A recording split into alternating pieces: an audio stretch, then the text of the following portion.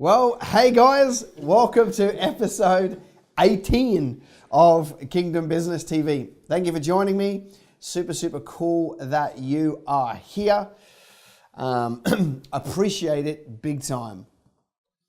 When you guys jump on, do me a favor and let me know. Put something in the comments box so that I can see where you're from, or give us a thumbs up, or something like that would be super cool if you could engage with me in such a way. So my name is Wez Hone, and if you're new to this show, then we are just here because we want to talk about kingdom business. What is that? It's essentially using our gift of business in the marketplace to bring glory to the King. So we use our gifts as talents, as business people, as entrepreneurs to make money, and we do that as a role in the greater kingdom. And so that's fun. So this whole show is to explore that concept. And we look at scripture, and we'll do some teaching, and we will take some calls from you guys. So appreciate that. How do you put a question into the show? Because we are actually live, which means that you can, from where you are, we can get you on, get you patched through to me, get your question on here, and I can give you my 2 cents on how to handle that. So how do you do that? Basically, you need to send a message to the Business Greenhouse Facebook page. So if you're watching on a mobile device, you've got to minimize the screen where it says message, send us a message. One of my team will reach out to you, get your phone number, dial you in, and we'll get you on the show. So and nothing's off the table, right? You can call up with a question around business, around sales, around marketing, around recruiting, the Bible, faith, money, church. Whatever you would like to discuss, this show is open for you. No questions too big, no questions too small. What is that question that has been inside of your mind that you would like to have a chat with me about? Think about that and send us a message. My team will reach out to you and we'll get you on here. Daryl, thanks for joining. Derek, David, Crystal, Emma, Rowan, Diane. You guys are legends. Appreciate you dialing in here. Scripture of the day, right? I want to talk to you about the Bible. Nothing specifically from business, but more from us as people and the position that we need to take. So we're going to go to Paul's letter to the Romanians this time, and we're going to go to Romans 8:31. I'll read a little bit, pull something out, and we go and discuss it. All right. So the heading is God's everlasting love, right? And it says this: "What then shall we say to these things? If God is for us, who can be against us?" Right? What I'm about to read is full of like our Christian cliches that we pull on all the time. So there's one of them. If God is for us, who can be against us? He who did not spare his own son, but delivered him up for us all, how shall he not with him also freely give us all things? Who shall bring a charge against God's elect? ? It is God who justifies. Who is he who condemns? It is Christ who died and furthermore is also risen, who is even at the right hand of God, who also makes intercession for us. Who shall separate us from the love of Christ? Shall tribulation or distress or persecution or famine or nakedness or peril or sword? All with question marks, right? Obviously, we're building a case here. It's written, for your sake, we are killed all day long. We are accounted as sheep for the slaughter. Yet in all these things, we are more than conquerors. Another little great one that we like to throw out. Through him who loved us. For I am persuaded that neither death nor life, angels, nor principalities, nor powers, nor things present, nor things to come, nor height, nor depth, nor any created thing shall be able to separate us from the love of God, which is in Christ Jesus. So, in that, right, we've got a lot of tools, I guess, that we could use to help our journey.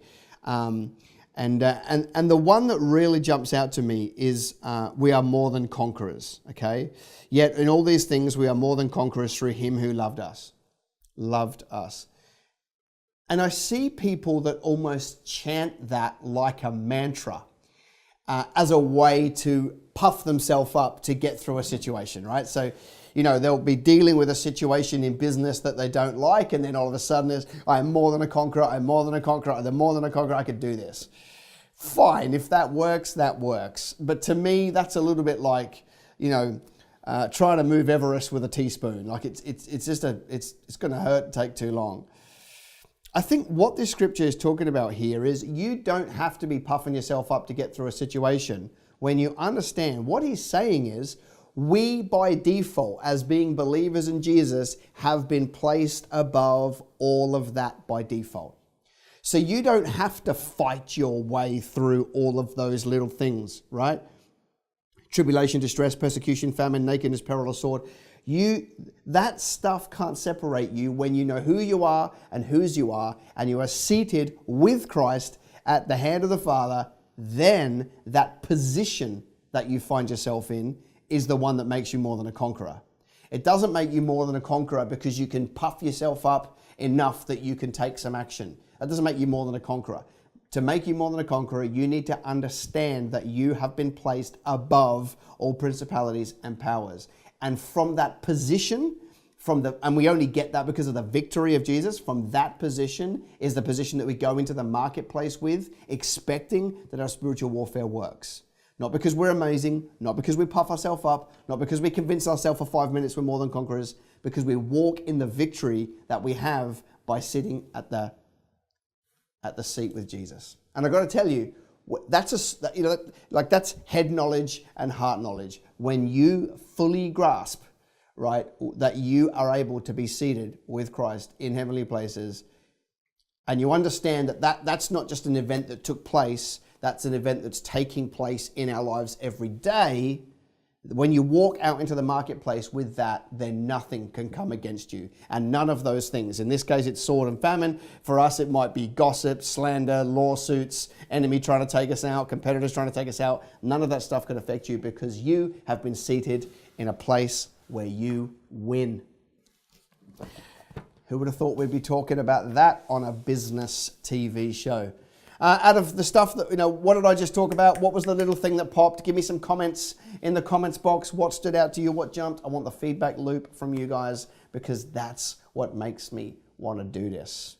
All right, how are we going with phone calls? Have we got something lined up? All right, let's get the first call patched through and see what we can answer.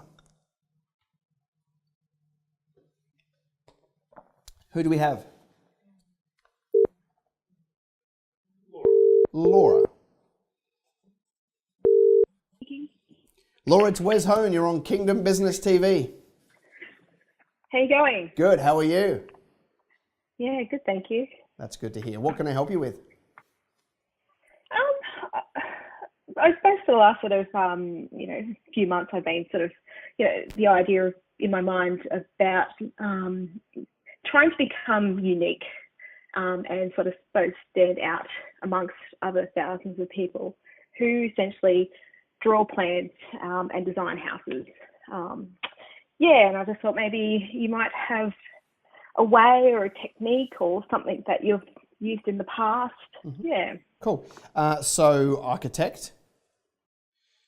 Yeah. All right, well, let's explore, obviously, sometimes we can be unique by default, all right? Like I am, for example, in the business coaching world, there's probably only one that talks about God at scale, and that's me. So I'm unique by default. But if I was a plumber on the Gold Coast, for example, I'd be one of 1,000. So that's where this matters. But for example, as an architect, if I was focused on shipping container homes back in, 2000, well, maybe I was unique by default.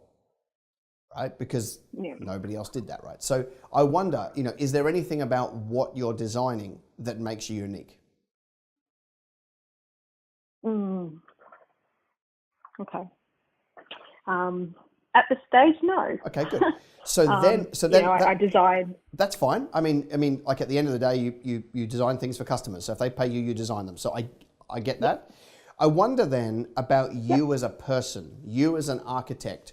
What can we pull from that actually is unique, right? Is it, and that could be, I've been doing it for the longest, I've been doing it for the shortest. It could be that I studied under some, the Michelangelo of the architect world, for a while. I wonder in your history, what could we pull from that is both commercial and unique? Have you got anything there? Okay.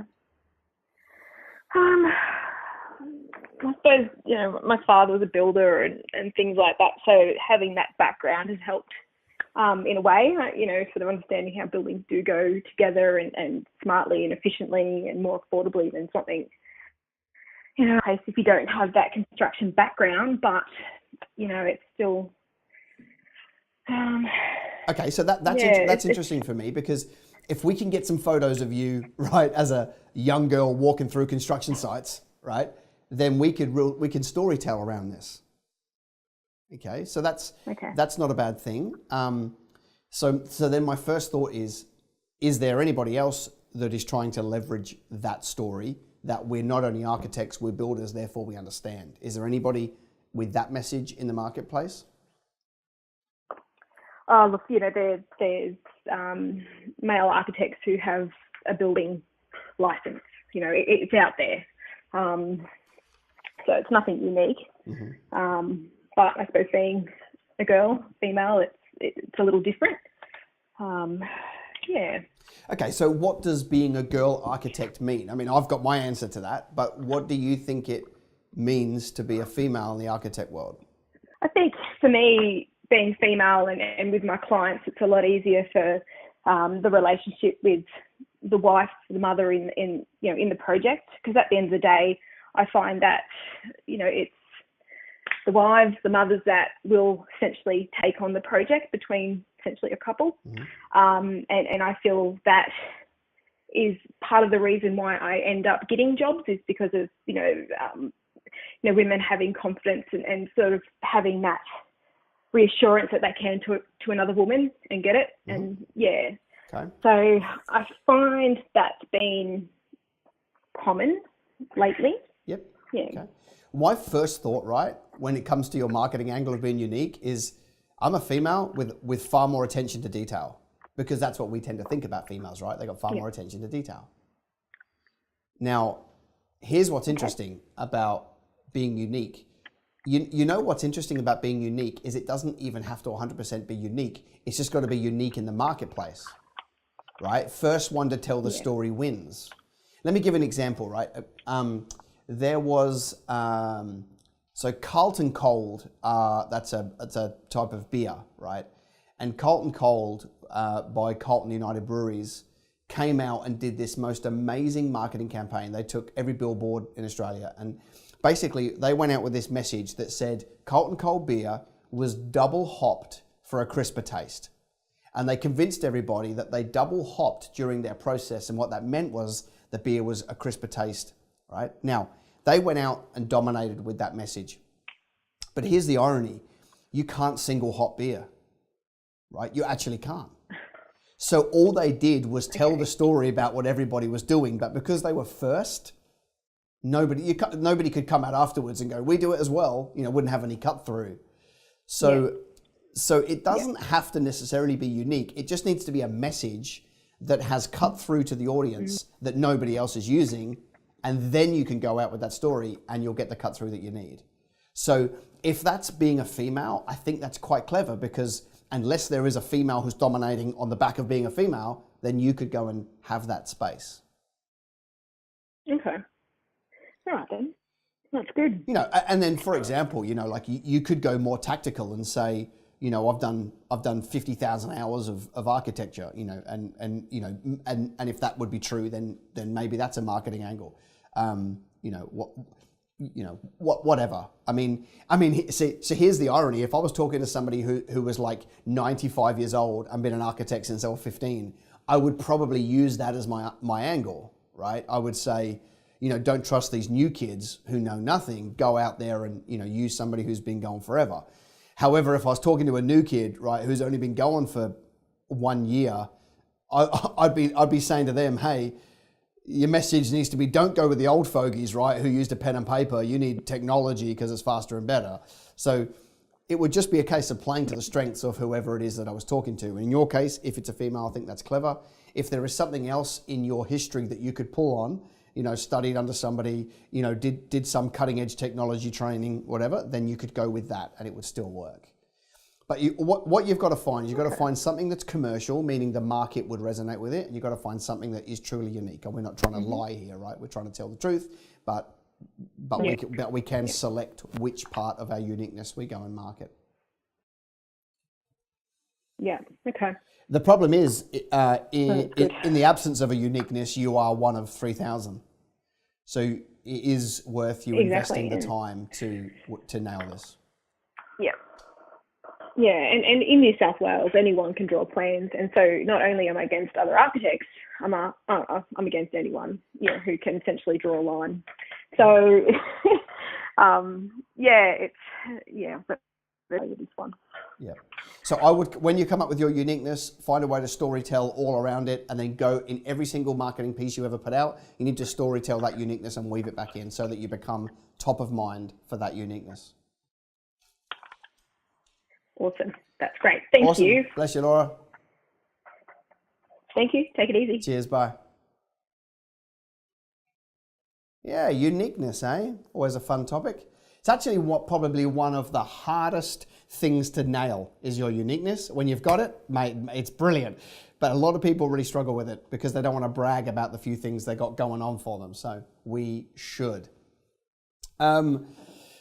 So we've got another caller. We may line that straight up, but I want to give you an update on Kingdom Business Summit, right? For those of you that are just dialing in, maybe you haven't been watching, maybe you're watching this afterwards. Kingdom Business Summit is our annual conferences that we run around the country. We've been doing them since 2012. We started really small. They've grown to be quite big, and we're doing them in March. So we've got Melbourne, Sydney, Gold Coast, and Radelaide this year, which is going to be great fun. Just to let you know, it's literally last chance to register. All right, so if you're keen, go to kingdombusiness.com.au, kingdombusiness.com.au, find out more, book your tickets. I'm probably gonna, a couple of the cities are very near capacity, so they'll be closed down in the next little while. So go and do that right away. That would be super cool. All right, the next call, who do we have? Nick.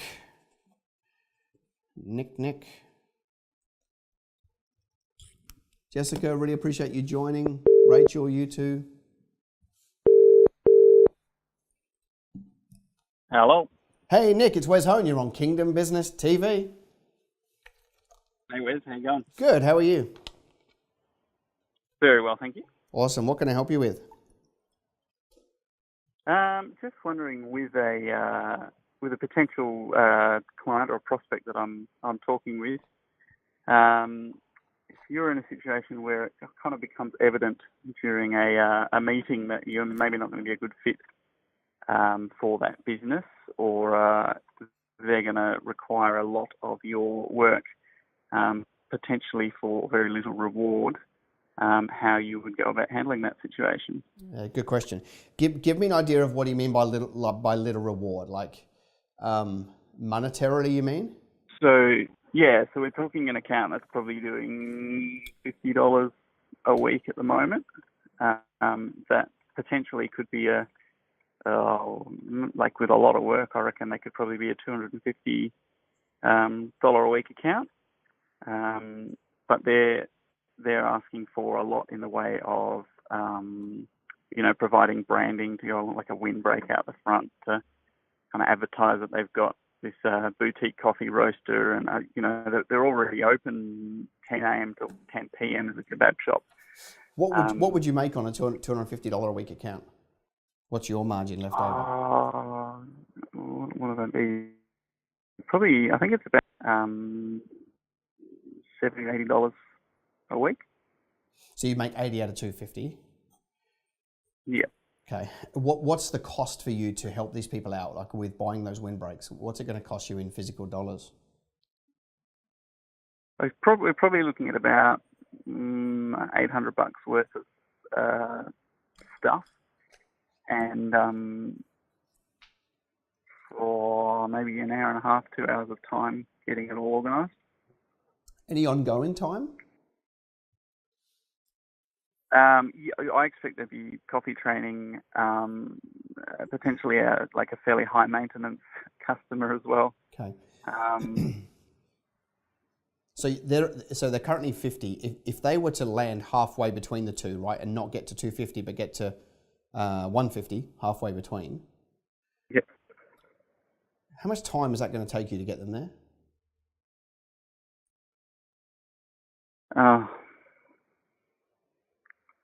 Because if they get there, all you make in one whole year, you make 2K. So I just want to make sure that how much time are you going to have to invest to make $2,000? It's hard to say. They've got some stiff competition not far away. They're a kebab shop that would like to add a coffee machine. Great. Quite close to them are 3 cafes all doing, what would that be, 30 kilos a week. So that's something in the region of $700-800. Okay, so here's my summary to knowing all of that. You're right, you're not going to make much money out of this person. However, there are other intrinsic benefits, right, to having another customer. One of them is your brand gets seen a little bit more. Another one is you increase your volume, which potentially, I mean, not by much, but you get some economies of scale as you roast more. So here's where I think you're at. If you're in early stage startup brand building, right, then I think you should take everyone's money as long as it's slightly profitable. If you're down the line and this is adding 0.0001% to your revenue, I'd be like, don't even bother. Go and find customers that are less headache. So you've just got to decide, what do I need most right now? Do I need the brand awareness and a small amount of money, or do I need my time back to redeploy it into more strategic things?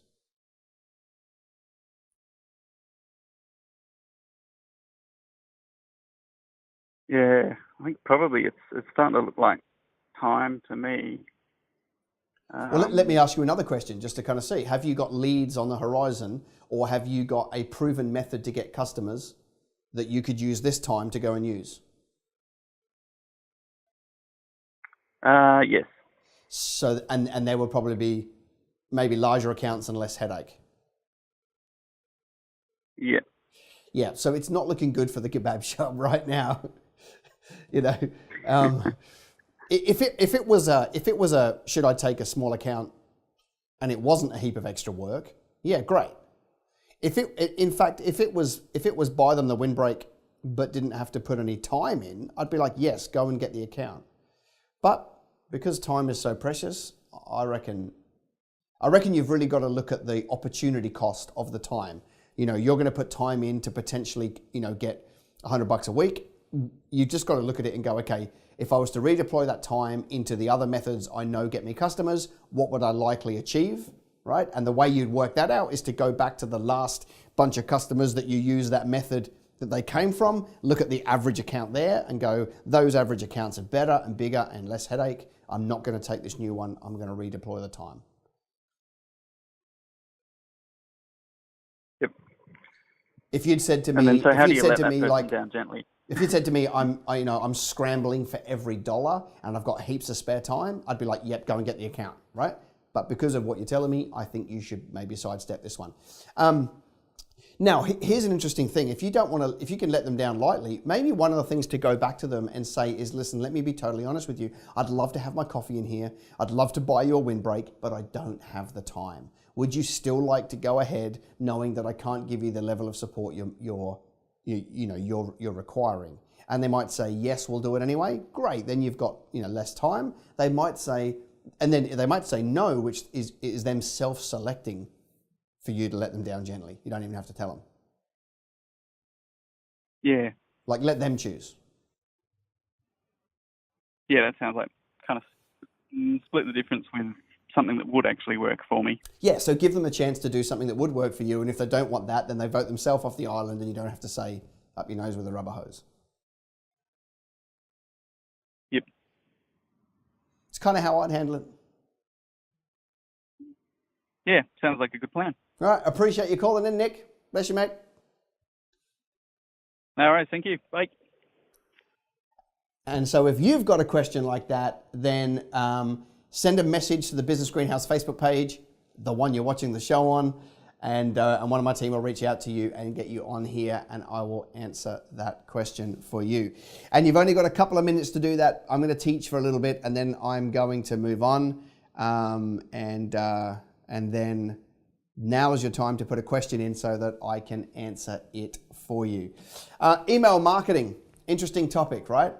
I just kind of want to give you a bit of a structure that gets it to work a little bit better for you, because it's important, right? Email marketing is still a good platform. It's certainly not a great platform like it was, but it is a good platform if you hack at it. So I'm just teaching you this because recently we've been using our email marketing a lot, and we've learned a whole bunch of things that in our account, which I'm just kind of peeling back and teaching to you because I want you guys to win.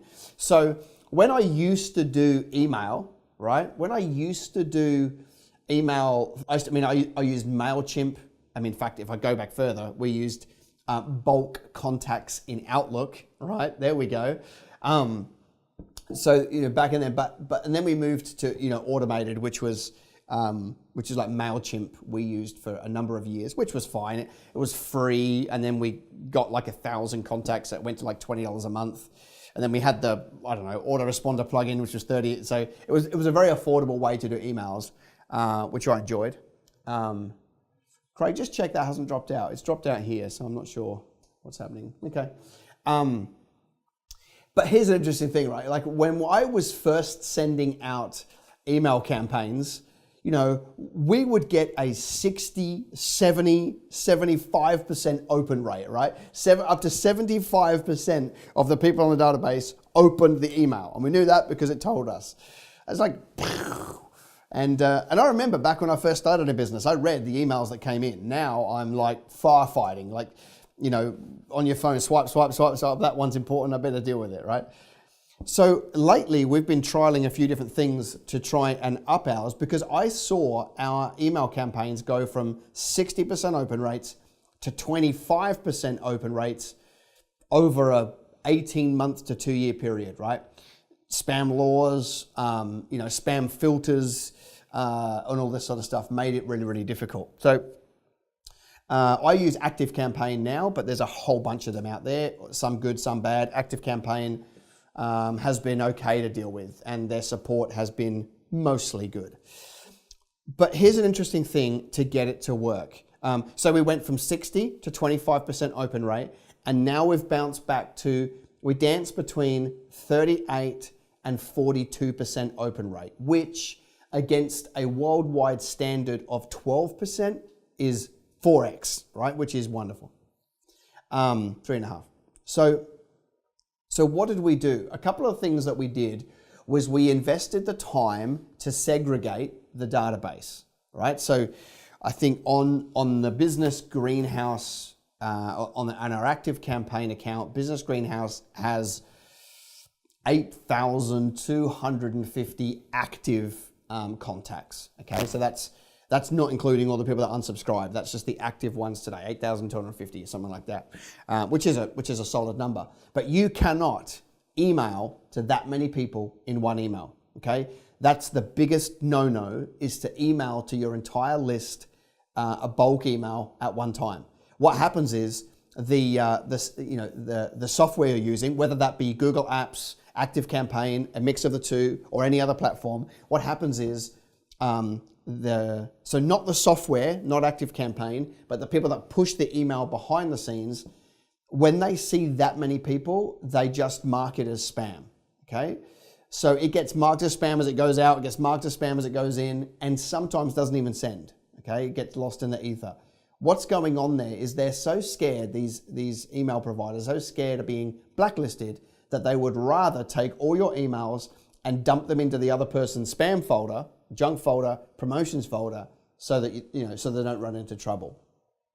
So what we had to do was we tested how much do I need to chunk down my list, right, to get it to go through and to get a better result. We found that we needed to be sending to no more than 1,000 contacts at a time, and it could be 1,023 or 1,046, but about that 1,000 mark at one time was the max. Otherwise, it drops. Okay, so what we did was we went through our database and we segmented the database, okay? And there are platforms you can use where you can take your database and basically wash it through a system that says, these people have never engaged. These people haven't engaged for 12 months. These people haven't engaged for 6 months. And what it does is it chunks you down into, the people that always engage, the people that engage a little bit, the people that never engage, which is good to know, okay? Because you can segregate the database. You may also do it via the products and services that they've bought, right? So as somebody buys a product or service, they can tag them on the way in and they have that tag, which means that you can email to people that only have that tag, okay? I guess what I'm trying to say is the bigger the database, the bigger the risk and the lower the open rate, unless you go back and invest the time. It took us hours, right, to go back through our database and go, okay, we're going to chunk this. For us, it's like we got people that have been to a Kingdom Business Summit and never bought anything. We've got people that have been to a Kingdom Business Summit and bought books. People that have been to a Kingdom Business Summit, bought books, attended a program, Okay, so we've segregated our database. And then what we do is when we do a campaign, it takes longer. We can't just do one to everybody. We actually go through and duplicate our campaign to 6 or 7 independent lists and segments. And when we send them out, we have a double open rate than we would if we did it bulk.